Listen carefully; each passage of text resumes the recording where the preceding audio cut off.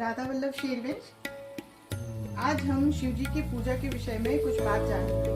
यदि आपके मन में ये प्रश्न है कि आप शिव जी की पूजा पूर्ण विधि विधान से करना चाहते हैं, जिसमें आप किसी भी तरह की त्रुटि नहीं हो, इस तरह की सावधानी बरतना चाहते हैं जिससे शिव जी जल्दी प्रसन्न हो, इस तरह से पूजा करना चाहते हैं, तो आप ये सारी जानकारी कहाँ से प्राप्त कर सकते हैं, आज हम आपको ये बताएंगे। यदि आप शिव जी की पूजा में कोई त्रुटि नहीं करना चाहते हैं तो उसके लिए आप शिव पुराण के रुद्र संविदा के सृष्टि कंद के अध्याय 13 में पूर्ण रूप से विधि विधान से शिव जी की पूजा के विषय में बताया गया है। आप उसका पाठ कर सकते हैं और पाठ करके आप आपकी पूजा में होने वाली सारी गलतियों को सुधार सकते हैं। ये बहुत ही सुंदर, सरल और सटीक तरीका है अपनी पूजा में त्रुटियों से बचने के लिए और उसे सुधार करने के लिए।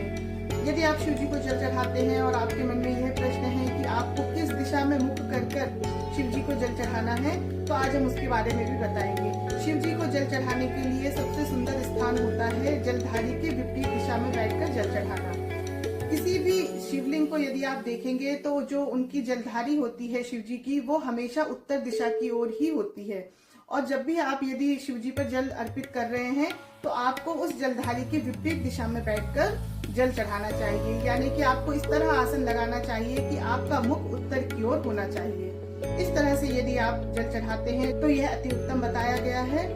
वैसे तो हमारे भोलेनाथ भाव के ही भूखे होते हैं। आप जैसी भी पूजा करो, यदि आपके हृदय का भाव सच्चा है तो वे अवश्य ही सुनते हैं और उसे स्वीकार करते हैं। पर फिर भी यदि आप अपनी पूजा में गलतियों और त्रुटियों को सुधारना चाहते हैं और बहुत ही सुंदर तरीके से शिव जी की पूजा आराधना करना चाहते हैं, तो आप इस तरह शिव पुराण के इस अध्याय का पाठ करके उन सारी गलतियों को सुधार सकते हैं और इस तरह से जल चढ़ाकर आप भोलेनाथ को जल्दी प्रसन्न कर सकते हैं। आशा करती हूँ ये जानकारी आपको अच्छी लगी होगी, तो अधिक से अधिक लोगों तक इसे शेयर करें और मेरे चैनल को लाइक करें, सब्सक्राइब करें। जय जय श्री राधे।